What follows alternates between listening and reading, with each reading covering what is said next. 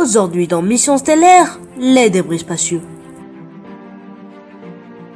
Quelques 900 satellites sont actuellement en service pour la plupart autour de la Terre. Ils volent à travers une mer de débris spatiaux qui ne cesse de s'étendre. Elle est constituée d'objets de la taille d'une voiture aussi bien que de particules de poussière et de peinture.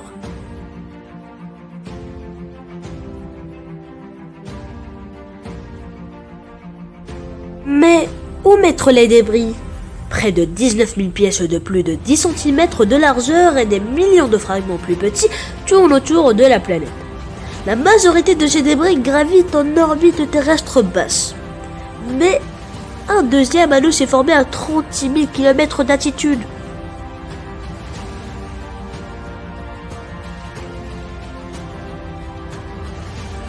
Cet anneau se remplit si vite que, avant d'être mis hors service, les satellites sont aujourd'hui propulsés vers un dépotoir plus éloigné. Environ 70% des débris encombrent l'orbite terrestre basse qui s'étend jusqu'à 2000 km d'altitude.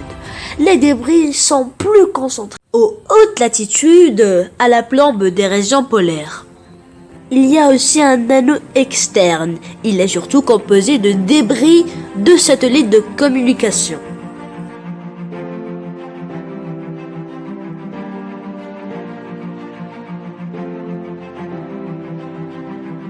Il y a aussi des météorites artificielles. Normalement, les débris qui tombent dans l'atmosphère terrestre se consument tels des étoiles filantes artificielles. Mais il arrive qu'un objet atteigne le sol presque intact. Ce réservoir d'une fusée Delta II a atterri au Texas en 1997.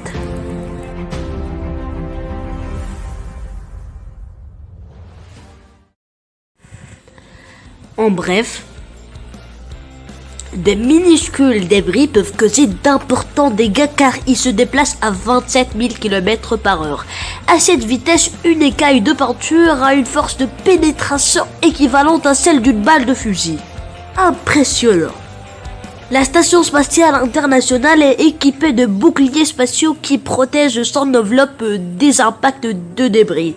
Elle peut également être déplacée si elle risque d'être endommagée par un débris particulièrement imposant. On utilise des télescopes optiques et des radars pour pister les débris depuis le sol. Même s'il ne se produisait plus d'explosions, les inévitables collisions entre fragments vont créer d'innombrables morceaux plus petits.